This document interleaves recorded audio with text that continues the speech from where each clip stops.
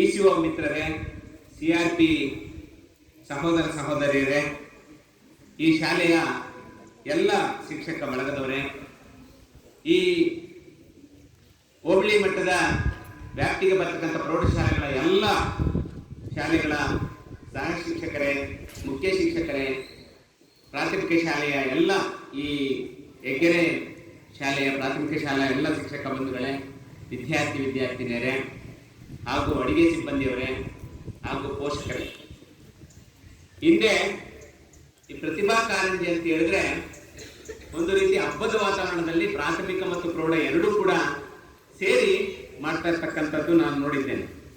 ಇಲ್ಲಿ ತುಮಕೂರು ತಾಲೂಕಿನಲ್ಲಿ ಪ್ರೌಢಶಾಲೆ ಸಪ್ರೇಟು, ಪ್ರಾಥಮಿಕ ಶಾಲೆ ಸಪ್ರೇಟ್ ಅನ್ನು ಮಾಡಿಕೊಂಡು ಈಗೇನಾಗ್ತದೆ, ಪ್ರೌಢಶಾಲೆಗೆ ಕೇವಲ ಒಂದು 5 ರಿಂದ 6 ಶಾಲೆ ಭಾಗವಹಿಸುವಂಥದ್ದು, ಪ್ರಾಥಮಿಕ ಶಾಲೆಯಲ್ಲಿ ಎಲ್ಲ ಕ್ಲಸ್ಟರ್ನ ಎಲ್ಲ ಮಕ್ಕಳು ಕೂಡ ಭಾಗವಹಿಸುವಂಥದ್ದು.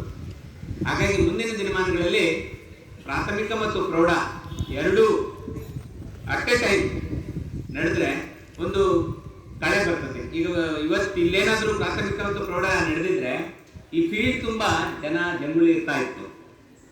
ಹಾಗಾಗಿ ಈಗ ನೋಡಿ, ಬರೀ ಪ್ರೌಢಶಾಲೆಯವ್ರನ್ನ ಮಾಡೋದಾಗ ಈ ರೀತಿ ಕಡಿಮೆ ಸಂಖ್ಯೆಯ ಜನ ಸೇರ್ತಕ್ಕಂಥದ್ದು, ವಿದ್ಯಾರ್ಥಿಗಳು ಸೇರ್ತಕ್ಕಂಥದ್ದು.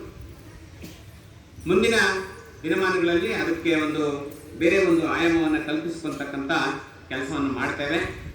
ಈ ಪ್ರತಿಭಾ ಕಾರಂಜಿ ಕಾರ್ಯಕ್ರಮ ಅಂತ ಹೇಳಿದ್ರೆ ಏನು, ಪಠ್ಯದ ಜೊತೆಗೆ ಪಠ್ಯೇತರ ಚಟುವಟಿಕೆಗಳಲ್ಲಿ ಮಕ್ಕಳು ತಮ್ಮನ್ನು ತಾವು ತೊಡಗಿಸಿಕೊಂಡು ತಮ್ಮಲ್ಲಿ ಅಡಗಿರ್ತಕ್ಕಂಥ ಸೂಕ್ತ ಪ್ರತಿಭೆಯನ್ನ ಹೊರಹಾಕಲಿಕ್ಕೆ ಈ ವೇದಿಕೆಗಳು ಕಾರಣ ಆಗ್ತವೆ ಅನ್ನುವಂಥದ್ದು.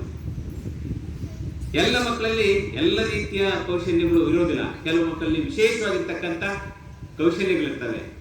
ಕೆಲವರು ನೃತ್ಯದಲ್ಲಿ ಪರಿಣಿತರಿರ್ತಾರೆ, ಕೆಲವರು ಹಾಡುಗಾರಿಕೆಯಲ್ಲಿ ಪರಿಣಿತರಿರ್ತಾರೆ, ಕೆಲವರು ಚಿತ್ರಕಲೆ, ಕೆಲವರು ಕ್ಲೇ ಮಾಡ್ಲಿಂಗು ಇತ್ಯಾದಿ ವಗೈರೆ ಅಲ್ಲಿ ತೊಡಗಿಸಿಕೊಂಡು ಮಕ್ಕಳು ಆ ಪ್ರತಿಭೆಯಲ್ಲಿ ತಾವು ಸಕ್ರಿಯವಾಗಿ ಭಾಗವಹಿಸುವಂಥದ್ದು ನಾವು ನೋಡಿದ್ದೇವೆ.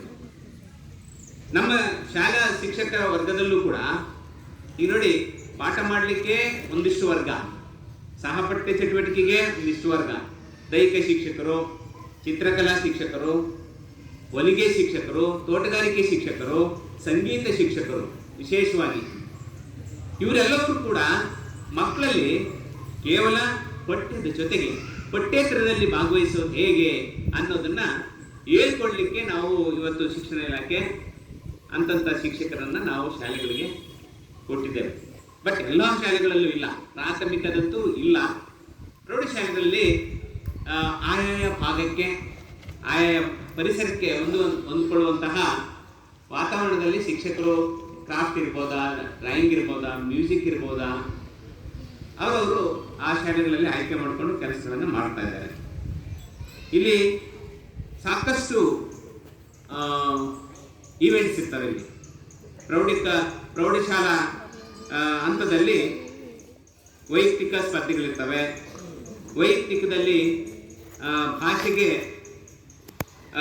ಹೊಂದಿಕೊಂಡಂತಹ ಭಾಷಣ, ಅದರಲ್ಲಿ ಕನ್ನಡ ಇರ್ಬೋದು, ಇಂಗ್ಲೀಷ್ ಇರ್ಬೋದು, ಹಿಂದಿ, ಸಂಸ್ಕೃತ, ಉರ್ದು, ಮರಾಠಿ, ತೆಲುಗು, ತಮಿಳು, ಅಂದರೆ ಆ ಪ್ರಾಂತ್ಯದಲ್ಲಿ ಯಾವ ವಿಧವಾದ, ಈಗ ಫಾರ್ ಎಕ್ಸಾಂಪಲ್ ಈ ತಮಿಳು ಯಾಕೆ ಬಂತು ಅಂತ ಹೇಳಿದ್ರೆ, ಮೈಸೂರು, ಚಾಮರಾಜನಗರ ಗಡಿಭಾಗದಲ್ಲಿರ್ತಕ್ಕಂಥ ಜಿಲ್ಲೆಗಳು ಅಥವಾ ತಾಲೂಕುಗಳಲ್ಲಿ ನೆರೆಹೊರೆ ರಾಜ್ಯದ ಮಕ್ಕಳು ಕೂಡ ಅಲ್ಲಿ ವ್ಯಾಸಂಗ ಮಾಡ್ತಾ ಇರ್ತಾರೆ. ಅದರ ಜೊತೆಗೆ ನಮ್ಮ ರಾಜ್ಯದ ಮಕ್ಕಳೇ ಆ ಪಕ್ಕದ ರಾಜ್ಯದ ಕಲ್ಚರ್, ಸಂಸ್ಕೃತಿಯನ್ನು ಅಳವಡಿಸಿಕೊಂಡಿರುವಂಥ ಹಿನ್ನೆಲೆಯಲ್ಲಿ ತಮಿಳು ಶಾಲೆಗಳಿದ್ದಾವೆ. ಈ ಕಡೆ ಬೆಳಗಾಂ, ಚಿಕ್ಕೋಡಿ ಈ ಕಡೆ ಹೋದರೆ ಯಾವ ಶಾಲೆಗಳು ಬರ್ತವೆ? ಮರಾಠಿ ಶಾಲೆಗಳು ಬರ್ತವೆ. ಈ ಕಡೆ ಬಳ್ಳಾರಿ, ಮತ್ತೆ ನಮ್ಮ ಜಿಲ್ಲೆಗೆ ಹೊಂದ್ಕೊಂಡಂತಂದ್ರೆ ಪಾವಗಡ, ಮಧುಗಿರಿ, ಆ ತಾಲೂಕುಗಳಿಗೆ ಹೋದ್ರೆ ಅಲ್ಲಿ ಹೊಂದ್ಕೊಂಡಿರ್ತಕ್ಕಂಥ ರಾಜ್ಯ ಯಾವುದು? ಆಂಧ್ರ ಪ್ರದೇಶ ಮತ್ತು ತೆಲಂಗಾಣ. ಈಗ ಇತ್ತೀಚೆಗೆ ವಿಭಾಗ ಆಗಿರ್ತಕ್ಕಂಥದ್ದು. ಆಂಧ್ರ ಪ್ರದೇಶ 2 ಭಾಗವಾಗಿ ತೆಲಂಗಾಣ ಮತ್ತು ಸೀಮಾಂಧ್ರ ಸೀಮಾಂಧ್ರ ಅಂದರೆ ಆಂಧ್ರ ಪ್ರದೇಶ ಅನ್ನುವಂಥ 2 ರಾಜ್ಯಗಳನ್ನಾಗಿ ವಿಂಗಡಣೆ ಮಾಡಿದ್ದಾರೆ. ಇಲ್ಲಿ ಮಕ್ಕಳಿಗೆ ವಿಶೇಷವಾಗಿರ್ತಕ್ಕಂಥ ಏನು ಭಾಷಣ ಸ್ಪರ್ಧೆಗೆ ಒಂದಷ್ಟು ವಿಷಯಗಳನ್ನು ಹಂಚ್ತಾರೆ. ಅವಕ್ಕೆ ನೀವು ಒಂದು ವ್ಯವಸ್ಥಿತ ರೀತಿಯಲ್ಲಿ ಅಭಿವ್ಯಕ್ತಗೊಳಿಸ್ತಕ್ಕಂಥ ಕೆಲಸವನ್ನು ಮಾಡಬೇಕು. ಅದಕ್ಕೆ ಇಂತಿಷ್ಟೇ ಮಾರ್ಕ್ಸು ಹೇಗೆ ಕೊಡಬೇಕು ಅನ್ನೋದು ನಮ್ಮ ತೀರ್ಪುಗಾರನ ಮರೆತೆ ನಾನು ರಾಷ್ಟ್ರಾಭಿಪ್ರಾಯದಲ್ಲಿ ಅವ್ರನ್ನ ನೆನಪು ಮಾಡಬೇಕಾಯ್ತು. ಇಲ್ಲಿಗೆ ಈ ಕಾರ್ಯಕ್ರಮದ ತೀರ್ಪನ್ನು ನೀಡಲಿಕ್ಕೆ ಬಂದಿರತಕ್ಕಂಥ ಎಲ್ಲ ಪ್ರೌಢಶಾಲಾ ತೀರ್ಪುಗಾರ ಶಿಕ್ಷಕಿಯರಿಗೂ ಕೂಡ ಈ ಕಾರ್ಯಕ್ರಮಕ್ಕೆ ಸ್ವಾಗತವನ್ನು ಬಯಸ್ತಾ, ಧಾರ್ಮಿಕ ಪಠಣ ಇದೆ, ಅದರಲ್ಲಿ ವಿಶೇಷವಾಗಿ ಸಂಸ್ಕೃತ, ಧಾರ್ಮಿಕ ಪಠಣ, ಅರೇಬಿಕ್, ಜಾನಪದ ಗೀತೆ, ಭಾವಗೀತೆ, ಭರತನಾಟ್ಯ, ಪ್ರಬಂಧ ರಚನೆ, ಚಿತ್ರಕಲೆ, ಮಿಮಿಕ್ರಿ, ಚರ್ಚಾ ಸ್ಪರ್ಧೆ, ಹೀಗೆ ರಂಗೋಲಿ ಸ್ಪರ್ಧೆಯನ್ನು ಕೂಡ ಇಲ್ಲಿ ಅವಕಾಶ ಇದೆ. ಗಜಲ್ಗೆ ಅವಕಾಶ ಇದೆ. ಕವನ ಅಥವಾ ಪದ್ಯ ವಾಚನ ಮಾಡ್ತಕ್ಕಂಥದ್ದಕ್ಕೂ ಕೂಡ ಅವಕಾಶ ಇದೆ. ಆಶುಭಾಷಣ ಸ್ಪರ್ಧೆ, ಇವು ಎಲ್ಲವೂ ಕೂಡ ವೈಯಕ್ತಿಕ ವಿಭಾಗ, ಅಂದರೆ ಒಬ್ಬೊಬ್ಬ ವಿದ್ಯಾರ್ಥಿ ಈ ಚಟುವಟಿಕೆಯಲ್ಲಿ ಭಾಗವಹಿಸುವಂಥದ್ದು. ಇನ್ನು ಗುಂಪು ಅಥವಾ ಸಾಮೂಹಿಕ ಸ್ಪರ್ಧೆಗಳಿಗೆ ಬಂದಾಗ ಸುಮಾರು 3 ಚಟುವಟಿಕೆಗಳು ಇಲ್ಲಿ ಬರ್ತವೆ. ಒಂದು ಜಾನಪದ ನೃತ್ಯ, ಅದರಲ್ಲಿ ಒಟ್ಟು 6 ಮಕ್ಕಳು ಭಾಗವಹಿಸಬೇಕಾಗ್ತದೆ. ಅದರಲ್ಲಿ ಹಾಡನ್ನು ಹಾಡುವವರು ಕೂಡ ಸೇರಿಕೊಂಡಾಗೆ 6 ಜನ ಅಲ್ಲಿ ಭಾಗವಹಿಸಬೇಕು. ಹಾಗೆಯೇ ಕ್ವಿಜ್ ಕಾರ್ಯಕ್ರಮದಲ್ಲೂ ಕೂಡ ನೀವು ಭಾಗವಹಿಸ್ಬೋದು. ಇಲ್ಲಿ ಪ್ರತಿ 2 ತಂಡಗಳನ್ನು ಇಲ್ಲಿ ಭಾಗವಹಿಸಲಾಗುತ್ತದೆ. ಅದರಲ್ಲಿ ಒಟ್ಟು 10 ಸುತ್ತುಗಳು ಒಳಗೊಂಡಿರ್ತದೆ. ಅದಕ್ಕೆ ನಮ್ಮ ಏನು ತೀರ್ಪುಗಾರರು ಶಿಕ್ಷಕರುಗಳು ಅದಕ್ಕೆ ವಿಶೇಷವಾಗಿ ಆಯೋಜನೆ ಮಾಡ್ತಾರೆ. ಇನ್ನು ಕವಾಲಿ, ಇಲ್ಲಿ ಸ್ವಂತ ಹಾಡುಗಳನ್ನು ಆಡಿಕೊಂಡು ಆ ಕವಾಲಿ ನೃತ್ಯವನ್ನು ಪ್ರದರ್ಶನ ಮಾಡ್ತಕ್ಕಂಥದ್ದು. ಇಲ್ಲಿ ಯಾವುದೇ ಇದನ್ನು ಬಳಸಂಗಿಲ್ಲ, ಧ್ವನಿ ಸುರುಳಿಗೆ ಅವಕಾಶ ಇಲ್ಲ. ಶ್ರುತಿ, ರಾಗ, ವೇಷಭೂಷಣ, ಸಾಹಿತ್ಯ, ಉಚ್ಚಾರ ಇದಕ್ಕೆ ಅವನ್ನ ಅಳವಡಿಸ್ಕೊಂಡು ನಾವು ಮಾಡ್ಬೋದು. ರಾಗವನ್ನು ಹಾಕ್ಬೋದು, ತಾಳವನ್ನು ಹಾಕ್ಕೊಳ್ಬೋದು, ಹಾಡುಗಳನ್ನ ಸ್ವತಃ ಆಡ್ತಾ ಆ ನೃತ್ಯವನ್ನು ಮಾಡ್ತಕ್ಕಂಥ ಕೆಲಸ ಆಗಬೇಕು. ಹಾಗಾಗಿ ಇಷ್ಟು ಈ ಪ್ರೌಢಶಾಲಾ ಹಂತಕ್ಕೆ ಬರ್ತಕ್ಕಂಥ ಈ ಪ್ರತಿಭಾ ಕಾರಂಜಿಯ ಈವೆಂಟ್ಗಳು.